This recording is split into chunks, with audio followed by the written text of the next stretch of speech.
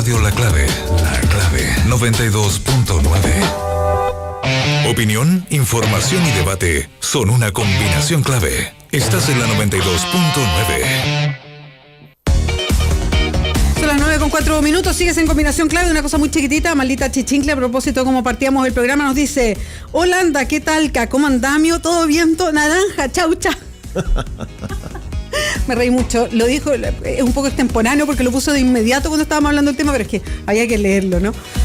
Bueno, Tailandia, Cancún, Otirúa, Concón, donde sea que estés, vive un verano TC pagando con TC. Usa Visa, Mastercard, Magna, American Express y Diners Club, la forma inteligente de pagar. El secreto de un buen ceviche es secreto peruano sour. En sus variedades limón, maracuyá, amaretto sour y para los que quieren cuidar la línea, el nuevo secreto peruano cero. El primer y único sour sin azúcar. Secreto peruano sour, el secreto del sour peruano. Vea como es. Combinación clave. 9:05 a.m. Sigues en combinación clave. Está con nosotros en el estudio Ana Piquer. Ella es directora ejecutiva de Amnistía Internacional Chile. Se presentó en Amnistía Internacional el informe anual de derechos humanos y en el capítulo chileno se pone el foco particular en varios puntos que han sido de discusión durante el 2016 y seguramente también este 2017. Ana, muchas gracias por acompañarnos. ¿Cómo estás? Hola, gracias a ustedes. Muy bien. Bueno, partamos desde lo general para ir a lo más específico. ¿En qué cosas se fija este informe de Amnistía Internacional sobre los derechos humanos como puntos críticos acá en Chile? Acá en Chile son varios los focos. Está los que tú mencionabas de lo relativo al actual policial y las denuncias de uso excesivo de la fuerza, la preocupación por la situación en la Araucanía respecto de los derechos del pueblo mapuche y también temas vinculados a la discusión sobre la despenalización del aborto en 3 causales, temas relacionados con diversidad sexual, el escaso avance en la ley de identidad de género, por ejemplo, y también una referencia a la necesidad de reforma a la ley de migración, al tema migratorio. Esos son como los elementos centrales para Chile en particular.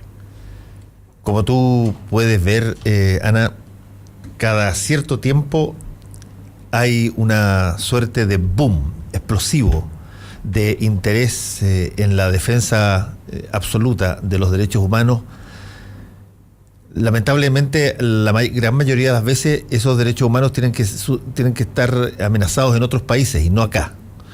Y ustedes vienen como Amnistía sacando este informe desde hacía muchísimos años y se produce siempre una suerte de constante, porque se pueden ver a través del tiempo dónde se avanza y dónde uno está pegado en materia de derechos humanos. Te quiero preguntar sobre dónde estamos pegados.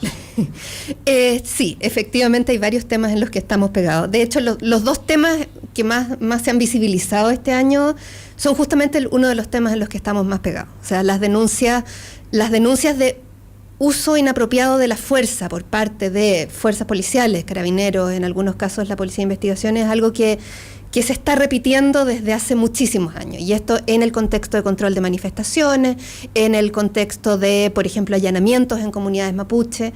Eso es algo que no se ve un avance real. El año pasado hubo 2 reformas legales que podrían eventualmente hacer una pequeña diferencia. Una es la tipificación del delito de tortura, que antes no existía, sí, para poder llevar a tribunales algo como tortura propiamente tal, con penas realmente acordes a la gravedad de eso. Y lo otro es la modificación a la competencia de la justicia militar, que significa que a partir de ahora ya no hay ninguna duda que los casos de violencia policial, por ejemplo, cometidas por carabineros, deben ser vistos en justicia ordinaria, no en justicia militar. Contra civiles, digamos. Contra civiles, sí. Contra civiles. Ahora, ¿eso pasa? ¿Qué cosa? El que efectivamente se vean en la justicia civil y no los tome la justicia militar. Estaba pasando ya desde hace un tiempo, de hecho. O sea, sí. Ahora, eso no elimina por completo las preocupaciones respecto de que se investiguen efectivamente esos casos. O sea, la justicia ordinaria hoy día ya está bastante sobrecargada. Esto significa un nuevo flujo de más causas y eso significa que también hay una necesidad de asignar los recursos necesarios para que ese tipo de denuncias también sean investigadas debidamente. De hecho, el año pasado lanzamos un informe justamente sobre el tema de violencia policial y justicia militar, y entre las recomendaciones del informe había muchos que apuntaban a esto, de que una pata es la reforma legal para que esto no se vea en justicia militar, pero hay otra pata que tiene que ver con cómo se asignan los recursos y cómo se aseguran las capacidades para que esto se investigue adecuadamente también en justicia ordinaria. Estamos conversando con Ana Piquer, que encabeza Amnistía Internacional aquí en Chile, y acaban de sacar este informe anual. Yo ayer en una editorial hablaba un poco de ciertas cosas que son características de nuestra convivencia y que desgraciadamente son perjudiciales para ella. La hipocresía, por ejemplo, que está presente en todas partes y que se puede traducir a la discusión que estamos llevando en que uno ve extraordinariamente nítido los atentados a los derechos humanos cuando golpea al propio, a la persona que es ideológicamente afín, y prácticamente está enceguecido, está absolutamente imposible de detectar la misma violación de derechos humanos cuando ocurre con el otro, o se generan matices. ¿Qué tanto eso perjudica el que se pueda avanzar hacia algo que sea único, que abarque toda la sociedad? Estas miradas tan distintas sobre los mismos problemas, si es que acaso es por ejemplo, yo lo he dicho varias veces, el asesinato del matrimonio Luxinger-Macay, a mí me parece que debería amanecer una condena brutal, absoluta, y no debiera empatarse con mapuches asesinados de la misma forma o de otra forma, y viceversa. Cuando tú haces el hincapié en que, qué sé yo, a una persona lo acribillan por la espalda en la Araucanía, un mapuche, qué sé yo, automáticamente te salen y te dicen, sí, pero si el matrimonio Luxinger-Macay, yo creo que no se puede utilizar esas figuras para intentar ubicar un equilibrio, solamente se aumenta el número de víctimas en esa condición. Pero las miradas son extraordinariamente, llamémoslo así, territoriales. Yo veo solamente aquello que afecta a mi círculo y no veo lo otro. Es casi como una suerte de un problema extraordinario que ocurre en los seres humanos y que está muy tipificado en la literatura, que se llama ceguera voluntaria, que es cuando tú no... te lo voy a graficar en una pregunta estúpida, cuando el marido no se atreve a preguntarle a la señora ¿por qué ha llegado 3 veces tarde? Porque tiene miedo a que la respuesta pueda ser, sabes que te voy a confesar una cosa, estoy viendo a otra persona. Y para no recibir la respuesta, prefiere no hacer la pregunta.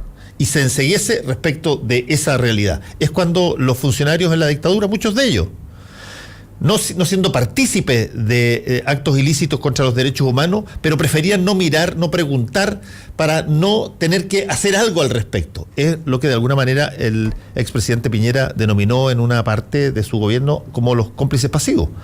Entonces, estamos tan pendientes de cómo afectan a los derechos humanos de mi grupo, y tan indiferentes respecto de cómo me pasa a los demás, que muchas veces la lectura de este informe se sesga de la misma forma. Si es que efectivamente en el informe tú incluyes, qué sé yo, cosas que tengan que ver con mi ángulo ideológico, yo lo saco, lo uso, lo muestro. Si es que algunas partes del informe tienen que ver con aquellos quienes yo considero que debieran estar bien enterrados, no hablo, no menciono nada. Sí, es bien jodido eso, efectivamente, ¿no? Por una parte es algo con lo que hemos vivido por mucho tiempo. O sea, desde Amnistía vemos cómo nos pasa que las veces que, que hemos levantado la situación en Venezuela y la declaración de Leopoldo López como prisionero de conciencia por parte de Amnistía, por supuesto nos llegan toda clase de críticas. ¿Lo dice Amnistía? ¿Ah? Claro, por una parte hay un sector que lo dice Amnistía y es derechos humanos, y por otro lado nos acusan de ser imperialistas y pagados por Estados Unidos, y etcétera, etcétera. Y cuando nos referimos a situaciones en Chile, claro, los derechos humanos son solo para la gente de izquierda y para los terroristas, y se hacen una serie de caricaturas respecto de qué es lo que estamos diciendo. Y no es fácil, porque es un mensaje que, o sea, lo que nosotros siempre insistimos es que acá los derechos humanos son una obligación de Estado. Y siendo de Estado, da lo mismo quién es el gobierno de turno, las obligaciones son las mismas. Y debieran ser el piso mínimo que nos guiara a todos y todas, independiente del color político. Esto no tiene que ver con color político. A veces sucede que en algunos países las personas más afectadas son de un determinado color político, o a veces sucede que ciertos discursos antiderechos surgen de ciertos grupos políticos en un determinado país, pero eso es circunstancial y es diferente en distintas partes del mundo, y el discurso, por lo menos desde Amnistía Internacional, es el mismo. Es que las violaciones de derechos humanos son violaciones de derechos humanos independientemente de quién se cometa. Ahora, yo creo que hay un paso adelante, o sea, un paso atrás en realidad. O sea, como que se está dando en el mundo eso que tú comentas, creo que, y de hecho está muy visible y muy levantado en el informe anual a nivel global.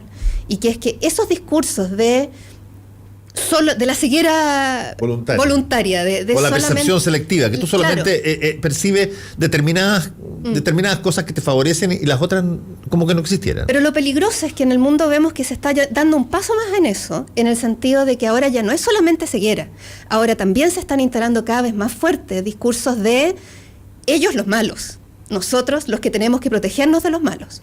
Y eso uno lo ve en los discursos de Donald Trump, uno lo ve en lo que ha pasado en el Reino Unido post-Brexit, uno lo ve en lo que ha pasado en Filipinas, en Venezuela, y un poco en Chile también, con mapuche, con migrantes, con personas que se manifiestan y los violentistas, y que se empiezan a generar unos discursos en que no solamente es ceguera, sino que además una justificación a el hacer excepciones, de que hay ciertas ocasiones en que no importa tanto violar derechos humanos porque en realidad se justifica por otras razones.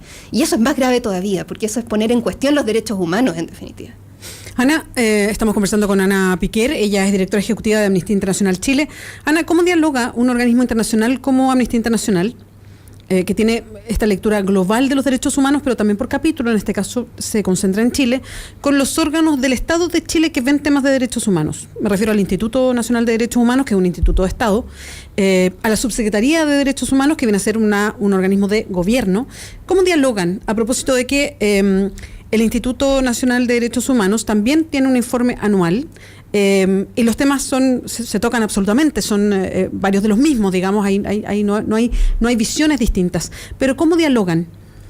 Bueno, con el Instituto Nacional de Derechos Humanos en particular tenemos una relación permanente, o sea, de compartir información, en ocasiones de ver un poco la posición que está tomando el otro, porque es útil para efectos de... Y claro, los temas finalmente coinciden absolutamente, y en ese sentido hemos tenido una relación bastante útil y de apoyo y de trabajo. Y en esa misma línea, ¿cuánto de lo que dice el Instituto de Derechos Humanos, que es un organismo además de Estado, cuánto de lo que pone sobre la mesa para la discusión un organismo como Amnistía Internacional lo toma el gobierno de Chile? Y lo pregunto porque si buscamos en las memorias del Instituto de Derechos Humanos, o ustedes también como Amnistía, los temas la verdad es que se repiten todos los años. Yo diría que los últimos años son básicamente los mismos, no hay un gran avance. ¿Cómo mira Amnistía Internacional que esto que se pone sobre la mesa, no para una discusión fetiche de los medios, digamos, sino para que haya una reacción por parte de la gente que está administrando el Estado, cala en ellos? ¿O hay respuesta o no hay respuesta? En este gobierno en particular se da una cosa bien curiosa, en que en general hay respuesta favorable, pero muchas veces eso no se traduce en avances concretos.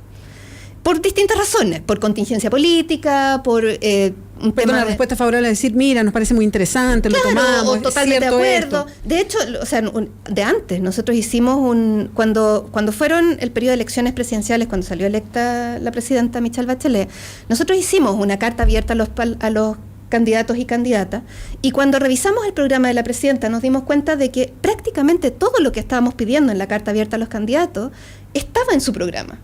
Y de hecho, cuando partió su gobierno, hicimos una campaña que se llamó Que los derechos no se queden en el papel, que lo estuvimos visibilizando, precisamente con esa idea de que decir, acá está, si este programa se ejecuta completo, haríamos avances importantes.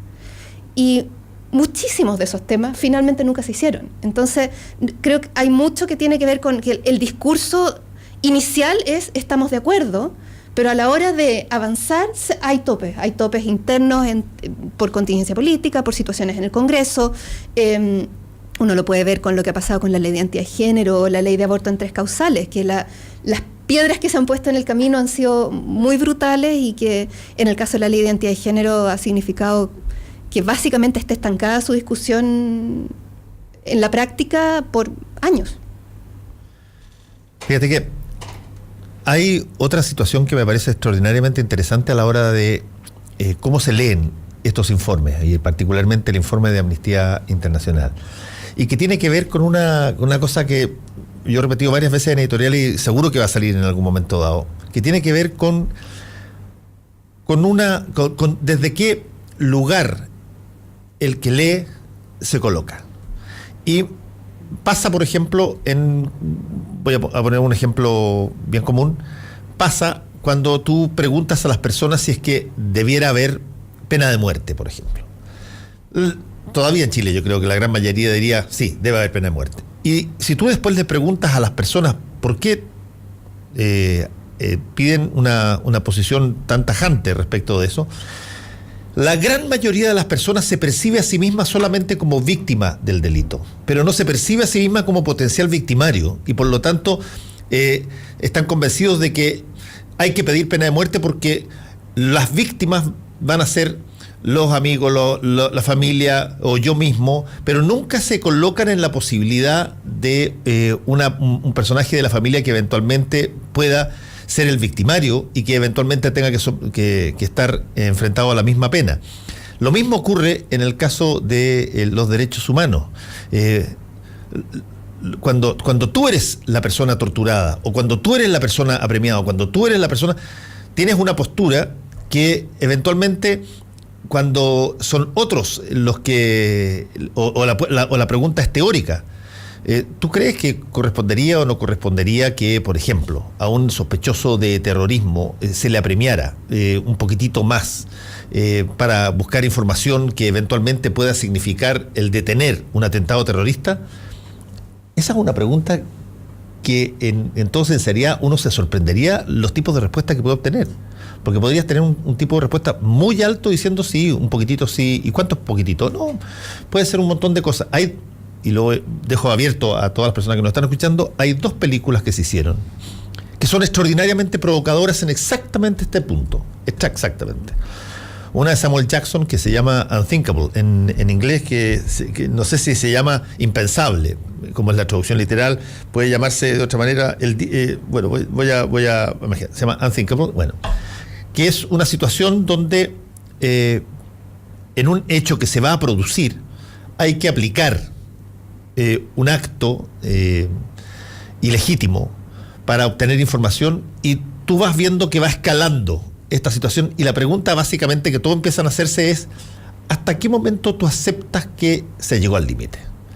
Y la segunda, que es extraordinaria, es el nombre en español es un poquitito penca, pero está bien, es Espías en el cielo, o Eye in the Sky, que es la del dron. Tú la viste, sí, bueno, que también tú terminas de ver la película y naturalmente te sale conversar sobre ella. A ver, ¿cuál es mi postura frente a esto? Es una película que provoca que uno tenga que definirse respecto de los derechos humanos, o si es que no, o de la violación de los derechos humanos. Y ese tipo de cosas son súper interesantes de registrar, porque tenemos una manera de responder a eso que es bastante fuera de lo que uno esperaría en términos de la educación en derechos humanos, y particularmente después de haber padecido situaciones similares en el país. Sin duda. O sea, primero decir que yo parto por lo último que decías, y que acá hay un tema de educación en derechos humanos que está muy pendiente. O sea, y que tiene que ver con hacer esas reflexiones precisamente, de que los derechos humanos están para proteger a todas las personas, y que todas estamos en la posibilidad de estar en situaciones en las que nuestros derechos humanos podrían llegar a ser violados. Ese tipo de preguntas son cruciales. O sea, la pregunta básica de ¿es preferible tener a un criminal libre o a un inocente preso? Es una pregunta de fondo, salvaje. Y todavía mucha gente te va a contestar que mejor un inocente preso por si acaso. Mejor un inocente preso por si acaso, lógico. Pero porque nunca se coloca en la posición de que eventualmente esa persona vaya a ser. Con el tema del aborto se han hecho ejercicios bien interesantes ahí, en la línea de preguntar: ¿estás de acuerdo con despenalizar el aborto? La respuesta natural y de guata normalmente es no. Entonces, la siguiente pregunta que le hacen en este ejercicio es decir: ¿conoces a alguien que haya abortado? la mayor parte de la gente conoce a alguien. ¿Y tú crees que ella debiera ir a la cárcel? Y ahí queda el momento de, en realidad no. Porque en ese caso pasó que era justificado por tal y tal razón. Y claro, es esa la necesidad de reflexión adicional, de tener esa cultura en derechos humanos que quizá tenemos una deuda muy grande en Chile. Yo creo, de tener esas conversaciones y de entender qué significan los derechos humanos, entender cómo eso nos protege a todas las personas, entender que no puede ser que decir es que tenemos que restringir derechos humanos en aras de la seguridad es una frase que no tiene sentido, porque sin derechos humanos no hay seguridad para nadie. Y eso es sin duda una deuda. Y yo creo que tiene que ver desde el fin de la dictadura y el inicio de la democracia, de hacernos cargo de esa historia, de darnos cuenta de que tenemos todos los elementos para saber hasta qué niveles de brutalidad se puede llegar si uno no pone atención. A qué niveles de brutalidad se puede llegar si uno no pone límites claros, si no tiene conciencia absoluta de que la tortura es inaceptable, de que los estándares de un debido proceso se tienen que llevar a cabo siempre, independiente del delito. O sea, que ese tipo de cosas son básicas, son pisos, no son ideales. Y eso es algo que sí, que yo creo que falta mucho en seguir instalando como en la cultura más popular en Chile, no solamente a nivel académico y de personas que saben derecho. Estamos en Combinación Clave conversando con Ana Piquer, directora ejecutiva de Amnistía Internacional Chile. A mí me interesa harto lo que comentaban, junto con Fernando, a propósito del desconocimiento que existe sobre derechos humanos. Y uno lo ve en el debate permanente, que desde un lado y otro, por un mismo hecho, se reclaman los derechos humanos. Entonces uno dice, bueno, ¿dónde están los derechos humanos acá? Y es bien curioso que haber salido de una dictadura hace tan poco y tenemos tanto desconocimiento respecto al tema de derechos humanos, o sentimos que hay ciertos derechos que nunca pueden estar garantizados y que puede haber cosas por sobre eso. Y quiero aterrizar el tema a propósito de lo mismo que estamos diciendo, de este tironeo de los derechos humanos están acá conmigo o están en este otro discurso. Si el tema ha sido tomado por dos lados totalmente opuestos, creo que es en el aborto.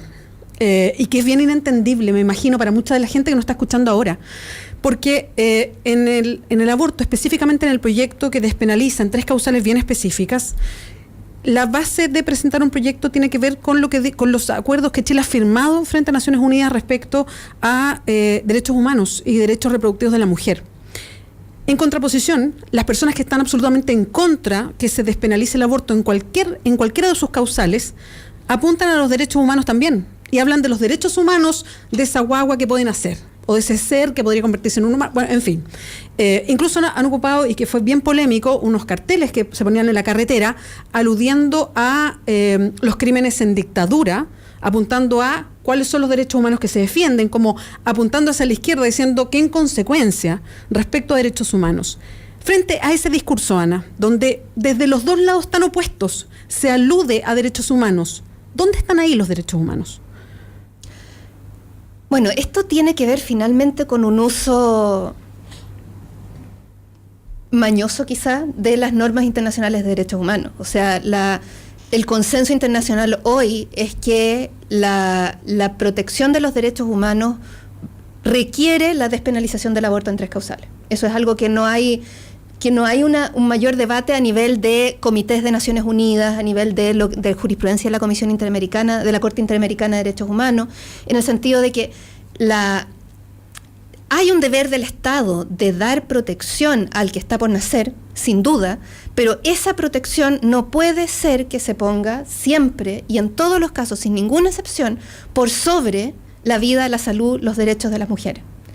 Y muchas veces se usan argumentos que ignoran ese desarrollo que se ha hecho a nivel internacional de entender los derechos humanos de esta forma. Por ejemplo, se da mucho el argumento de que la Convención Americana de Derechos Humanos, el Pacto San José de Costa Rica, dice que el derecho a la vida se protegerá en general a partir de la concepción. Y eso se usa para decir que entonces hay un derecho a la vida del que está por nacer y que por lo tanto el aborto debiera estar prohibido. Pero ha sido la misma Comisión Interamericana de Derechos Humanos y la Corte Interamericana de Derechos Humanos que ha dicho, y de hecho desde la historia de la discusión de la convención, que hay registro de actas de esas discusiones, es que esa idea de en general desde la concepción tenía precisamente la intención de permitir excepciones en aquellos casos en que fuera necesario para no pasar a llevar los derechos humanos de las mujeres. Entonces hay documentación, hay tratados internacionales, hay interpretaciones que se han hecho a nivel internacional, que es en base a lo cual trabajamos desde Amnistía Internacional. Usamos esa base legal para en el fondo, para sustentar todo lo que decimos, nuestras campañas y etcétera. Y lo otro es simplemente utilizar esto para fines diferentes sin un sustento legal apropiado.